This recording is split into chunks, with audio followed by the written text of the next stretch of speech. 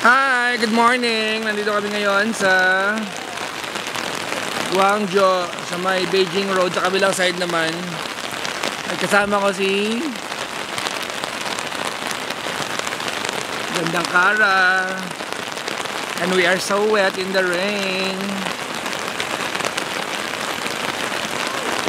Lakas ng ulan, and what a way to have your day in Guangzhou with this kind of weather. Woo, grabe to. Pasok tayo ng mall. Nagbibigay sila ng plastic, oh. Thank you. Ang galing. Ibigyan ka ng plastic para ilagay mo yung payong mo. Wala kaming choice ng Gandang Kara kundi mag-mall na lang kasi dito hindi siya aawayin ng taxi driver kapag nagkamali kami ng sabi. Panoorin niyo sa vlog niyo kung paano ako nagmukhang pusang basa. May store dito na K-Dream ang tawag. Binibenta nila yung mga pictures ng mga K-pop stars.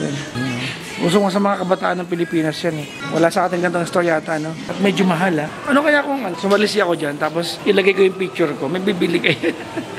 Baliw. Hindi, ipapatong ko lang doon. Parang ayaw mo naman ng idea. Hindi namin alam kung anong gagawin. Kasi umulan sa labas. Pero parang konti na, oh. Parang humina na naman yung ulan, pero malalakas na naman. Ano ba gagawin natin ngayon? Kasi pupunta na kami ng airport mamaya eh. Maga pa. Palipad na kami ng Chongqing, China. Ini-spend namin yung time namin dito. Gusto mo pupunta din ng Canton? Malapit sa airport yun. Pwede. Mag-Canton na tayo kasi yung Canton, andun yung... Maanghang o yung maasim? Okay. Kailangan si flavor. Sige. Itawid mo yan, joke mo. Nakakatuwa naman eh. Roof deck kami ngayon ng mall. Ang laki pala nito. Ah, ito Japanese naman, oh. Oo nga, no? Diba? Oo. Parang Italian, Japanese, halo-halo. Oo nga. Pero ang laki pala nitong ano niya, pinaka-roof deck niya, no? Sana may makakain ka? Saan? Japanese nakakain ka. Mafu tofu. Ah, tsaka yung ano, yung noodle na cold, diba? Oo. Kung meron sila. Ang ganda naman dito, no? Tingnan mo, oh. Di ba? Naisip pa nila lagyan ng ganito. No? Naginan din naman sa atin, ha? Hindi. Hindi ba yung point ko? Ang point ko, open area lang naman ito. Nalagyan pa nila. Ang design. Diba? At totoong halaman ito. Matutuwa nanay ko dito. Ano to? Totoong halaman. Anong alaman to? Hindi ko alam. Yung may, ano, pag tinanggal mo yung... Santan? Hindi santan yan. Iba yung ano nun, dahon nun. Ang ganda. Ang ganda. Ito yung meron sa atin. Ito. Alan, sunflower. Pero mukhang maliit eh. Mukhang bonsai. Ang ganda. Parang showcase siya na garden, ano. Naglalakad-lakad kami dito sa may opposite side ng Beijing Road para nagpatay ng oras. Ang ganda ng street na to. Parang ang puno-puno. Ang puno-puno niya, tinan nyo. Di ba? Ang cute. Ang lakas baka, ano, ancient times. O, lakas baka K-drama, di ba? Sa Kaumay Gabon? Sa Taotaoju. Taotaoju. Sa taas lang yan, di ba? Taotaoju yata. Dito lang sa taas lang yun. Kami naman nakapila kami dito sa may... Saizeriya. Sabi ni Kara, meron daw to sa Japan. Ito yung kinakainin namin sa Japan. Okay. Na mura at masarap. Okay. Mukha namang masarap kasi ang dami nakapila, oh. Kaya nga eh. Nakaupo lang kami dito. So, tingnan natin kung gaano kasarap yung masarap. Sobrang sarap. Nagtataka ako. Alam mo bakit? Kasi alam nilang natin na hindi yung English, pero kinakausap pa rin nilang tayo ng English. Ay, ng Chinese. Alam nilang hindi natin nag-gets yung ano, yung sabi nila. Pero passionate pa rin silang kinakausap tayo. Ha? Sila ayaw nila. Ha? Ayaw nila. Bahala ka na sa board. Sa atin mag-e-effort talaga tayo. Kahit bali-bali yung English natin, mag-e-effort tayo kausapin ng English. Sila hindi, wala nilang pakialam. Okay. So anong i-ano mo? Sa akin. Ay, ito pala.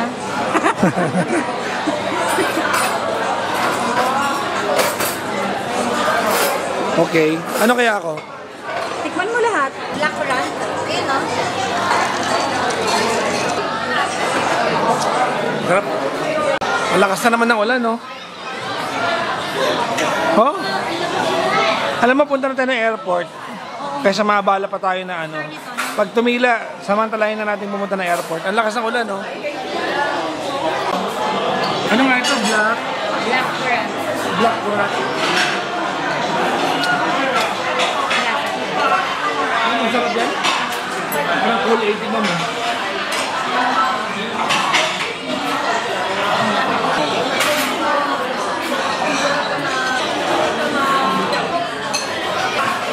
Ang order ko ay spinach saka mushroom. Halos puro mga estudyante kumakain doon.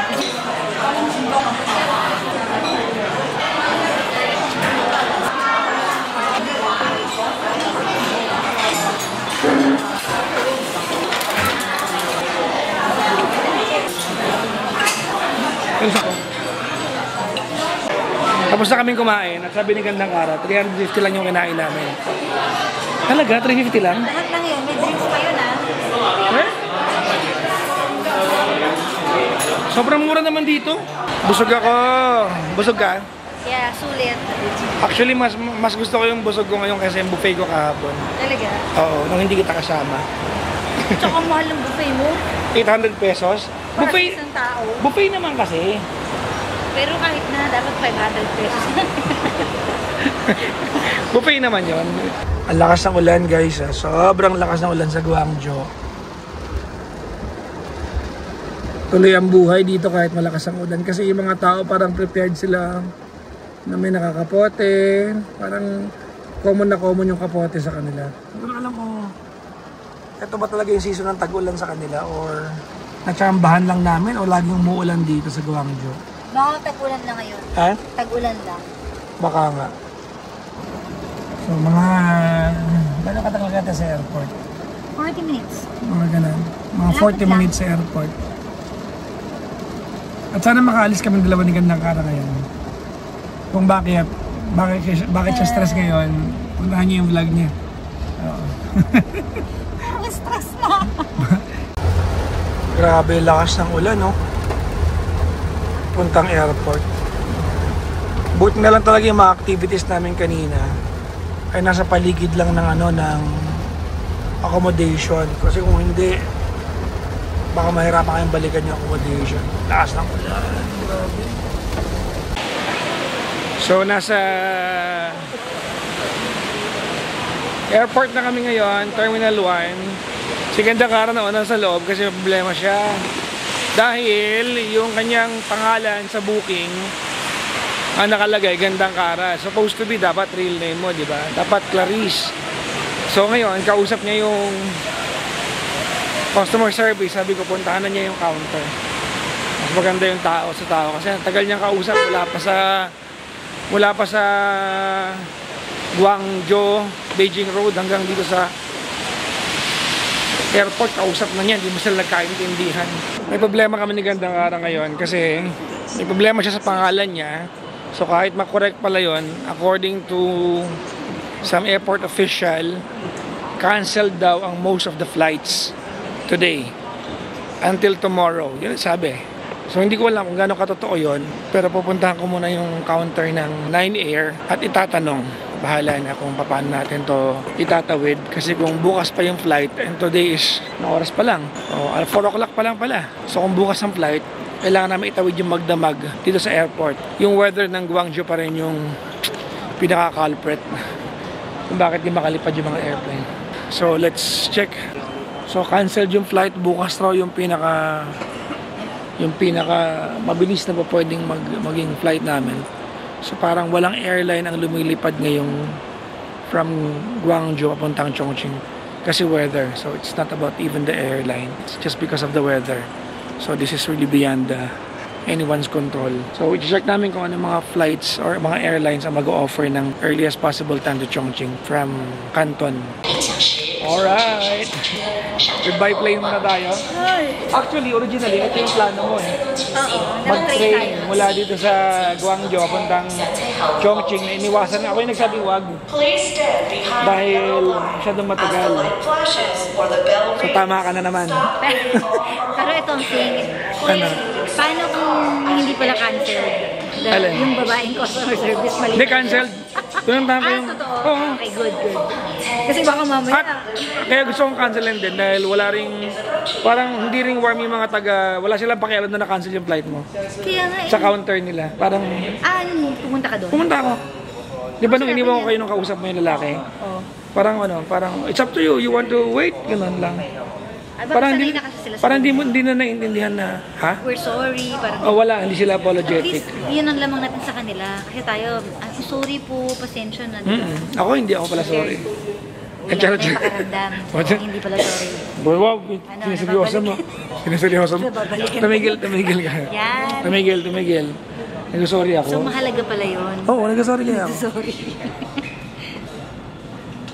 So, nasa train na kami ngayon. Pangalawang lipat na namin ng train mula sa airport. So, una, airport subway. Tapos ngayon lumipat kami ng line 2. Papunta naman kami ng Guangzhou South Railway Station. Gusto pa niyang palabas laptop ko. At Parang may ginagawa kasi tayo. nakatago na yung gamit na tayo. Yung laptop, madaling ilabas. Yung mga kordon na gagamitin. Laptop lang na may lalabas mo. Ilabas ang todo. Paano malilipat yung Airdrop. airdrop? Nasaan ba yung file? Siya ka nagagalit? Hindi ako nagagalit. Dami kasi mga imposible gusto mong gawin. Alam mo ba? Nagagawa kong posible. Ang mga imposible. Alam mo ba nga sakay tayo? Alam mo ba nga sakay tayo ng train ng 7 oras? Wala kang gagawin. Hindi mo itong gawin. Pwede naman. Marami na tayong gagawin. Hindi pala ba? Hindi mo gustong gawin. South Railway Station na kami. And from here, hahanapin namin yung train kung saan papunta ng Chongqing. So, long trip tayo kaya huwag tayong makipag-unahan sa kanila kasi makapauwi lang ng bahay itong mga tayo. Pakayain tayo sa bahay nila, mag-dinner tayo sa kanila. Wow. Hindi nga tayo nagkakaintindihan. Paano tayo aayain? Sobrang laki ng Guangzhou South Railway Station. Kala mo airport. Grabe nasa gitna kami nito at hindi namin alam saan pupunta pa. Nagpunta kami doon. Hindi, exit na pala yun. Oo nga eh. Hindi, train ba yun? Hindi, exit yun. Pag nagpunta dito, exit to. So ang mga train ay nasa left and right natin. Tama. Yun nga ang problema ko. Asan yung help desk counter? Siguro bandang gitna. Doon tayo, tara, punta natin. Yes, tara. Hindi ako sure, pero saan ka pupunta? Feeling ko kailangan magtanong muna tayo. Sa B18 yung gate namin. First time ko magkakasakay ng high-speed train. Kaya pala 2 hours lang, no? More less than 2 hours yata or 2 hours? 2 hours lang? 2 hours nasa na kami. Nasa Guilin na kami. Gilin ba? Guilin. Guilin. From Guilin, darating kami doon ng before midnight. Doon naman kami didiskarte kung paano makarating ng Chongqing. Alright, so nandito na kami sa pilahan ng gate ng high-speed train. Initial nasa 18 kami, lumipat ng 13, no? So, nag-panic buying kami, guys.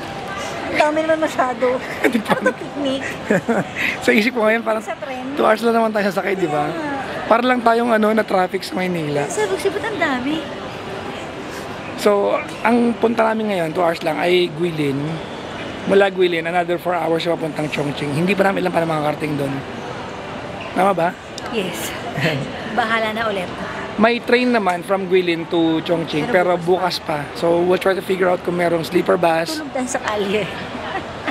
Kung may sleeper bus o kung ano man, na pa pwedeng masakyan namin papuntang Chongqing. Pero wala pa kaming ticket ngayon.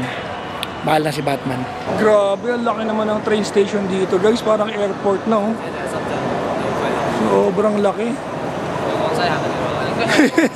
Ngayon lang ako makakasakay ng high-speed train. Excited ako. Sorry na kung na-ignorante ako. First time ko makakita ng high-speed train. Para di aeroplano. Ayun, sa kabila. Meron pa sa kabila. Ayun. Ayun, oh. Ayun. I'm sorry? English. May nausap ako. Nagkaselos ka ba? Hindi.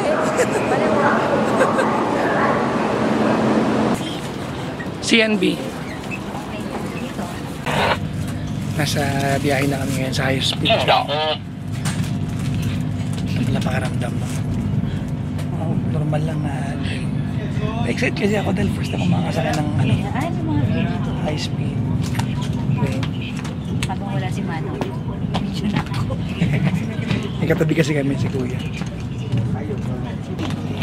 Namili ka na kakainin. Marami tayo. Ano kanina? Ang bilog-bilog. Yan. Ito. Ano kaya ito? Naniniwala ko hindi mo gugustuhan yan. Pili ko nagustuhan. Natikman ko na yan dati. Ito mo sinasabi kanina. Sinabi ko kanina. Ano ba yan?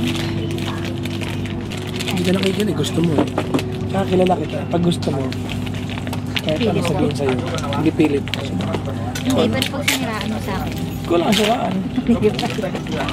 Anong kwento ng buhay ko? Kailangan siraan. Ah, Told you, hindi mo gugustuhan yun. Ako mais. Kahit sa bansa, iisang lasa ng mais. ano ba kopya? Masarap na Hindi naman tayo uwi eh. Ang weird na sa orange. Orange kopya. tangerine. Nakalagay ang tangerine. Ayaw mo na dyan. Nagdagdag ka lang ng bibit-biting ko. Kahit tikim ako. Patikim ka? May sarili ka? Ba't binilan mo ako? Bisag pa sa lakad ka? Ang gusto ko to. Sayang. Thank you muna. Thank you. You're welcome. Pero mamaya na lang masasayang. Hindi na gusto ko. Titikim lang ako. Alam mo tayo na may dito. Patikim lang kasi Pero ayoko.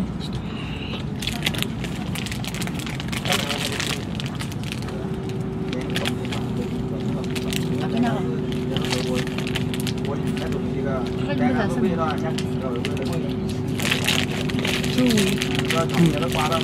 Chewin na. Top. 124 kilometers per hour na yung takbo natin. 124 kilometers. Parang ang bagal tignan. Sobrang bilis. 121. Pero, hindi mo ramdam. First time ko kasi. Ginagawa niya yung kinakain ko. Tikim lang. Binigyan ko siya ng buo. Gusto niya yung kinakain ko. Ako na. Kainin mo kasi sa'yo. Hindi mo.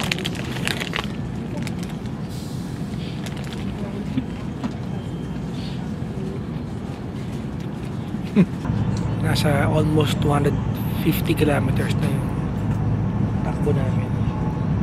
Wala akong nararamdaman. No? Ganito pala ang high-speed train.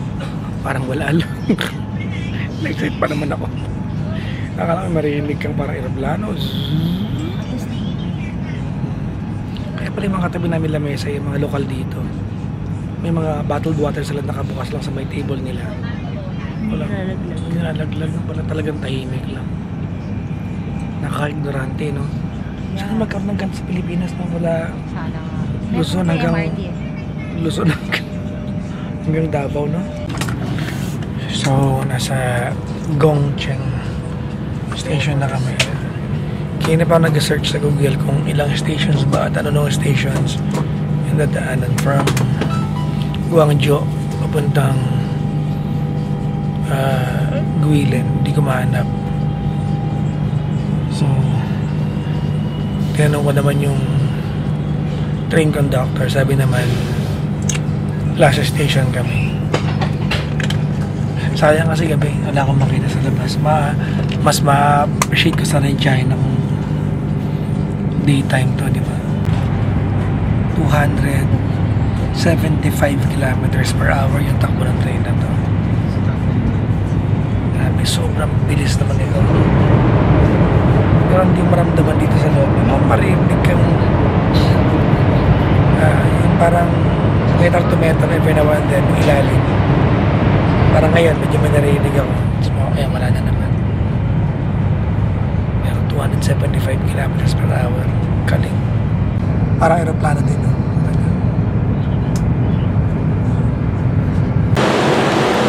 So nasa Guilin Bay na kami ni Gandang Kara ngayon. Ito yung train na sinakyan namin nasa likod. Ito na last station. At according sa aming research, bukas pa available yung train from here papuntang Chongqing or Chongqing. So, kapalipas kami magdamag dito sa train station. Sana merong VIP lounge dito. Pero mukhang wala eh. No? Malalaman na sa taas. Bahala na. So nakahanap na kami ng lugar ni Gandang Kara kung saan secured yung mga gamit namin.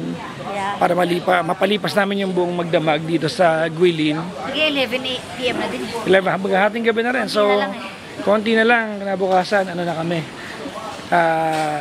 Aalis na kami for a 5-hour train ride papuntang Chongqing. Parang So, gusto ko mag-take off. ang bigat ng pakwan, Kara. Kasi maliit yung pakwan, oh, cute oh. Oo, may pakwan sa Pilipinas. Wala tayong pakwan na May, maliit. Hindi ako magbibit-bit ng pakwan. Maliit na Ano mga trip mo pakwan. sa buhay? Bahala ka dyan. Anyways, so gahanap kami ng makakainan ngayon kasi gutom kami. Andito kami ngayon sa streets along basta side road lang ito ng Guilin. At ang daming kainan, no? Dami nga. Sobrang daming kainan.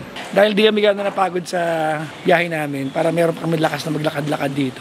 So naghahanap kami ng mga restaurant. In fairness ang daming parang gimikan area ito na parang kainan, no? Although malaki itong Guilin, nandito lang kami sa area ng train station at may lasing na sumusunod sa amin kanina. Kinakausap kami. Nag-request ako ng noodles lang na gulay lang at walang kasamang karning kahit ano. Sabi kaya naman gawin. But na lang merong Google Translator kasi. Hello! Yeah. Ay, may sugat yung aso. Parang nabandian ng mantika pero siguro na-aksidente. Pero love naman nila, binubuhat nila kanina. Hello! May Chinese akong kaibigang aso. Ayun, naupo na siya. May sugat siya, siguro nabandian siya. Pero mukhang alaga siya kasi niyayakap kanina ng lalaki. Oo nga, 1998 yung beer. Order tayo ng beer. Tikman natin yung beer dito. Ngayon ko na nakita to. Trivia, kung hindi niyo pa alam, nababanggit ko ito lagi na every time I go to another country, tinitikman ko yung local beer ng lugar na yun. And so far, lahat ng mga beer na nakikita kung saan-saan, parang available sa maraming lugar din. Kumbaga, international na. First time ko makita tong brand na to. 1998 Nature. Tingnan natin kung anong lasa. Kasi para sa akin, ang pinakamasarap na beer pa rin ay San Miguel Beer. Pilsen pa rin. Masarap to. Masarap. So, eto yung pagkain natin. Mukha lang siyang nagmukha lang siyang mi goreng na Na may gulay. instant. Titikman natin kung masarap. Okay, no.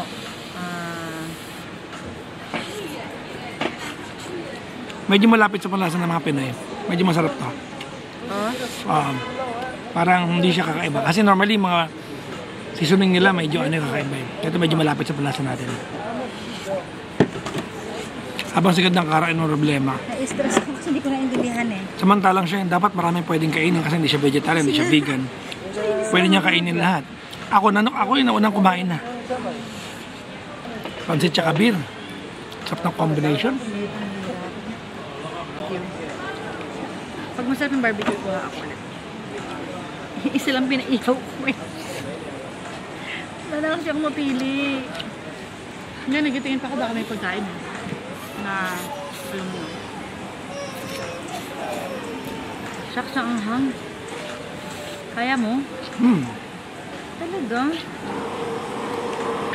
Tapos namin kumain and the only thing left to do now is to take a rest. Bago yung next train namin tomorrow morning or later, few hours na lang kasi sa ating gabi nakakakain-kain namin ng Gandang Kara dito. Dampahan na to. So yun lang. Thank you for watching my day. Masyadong mahaba tong vlog na to. You guys are awesome. Bye-bye!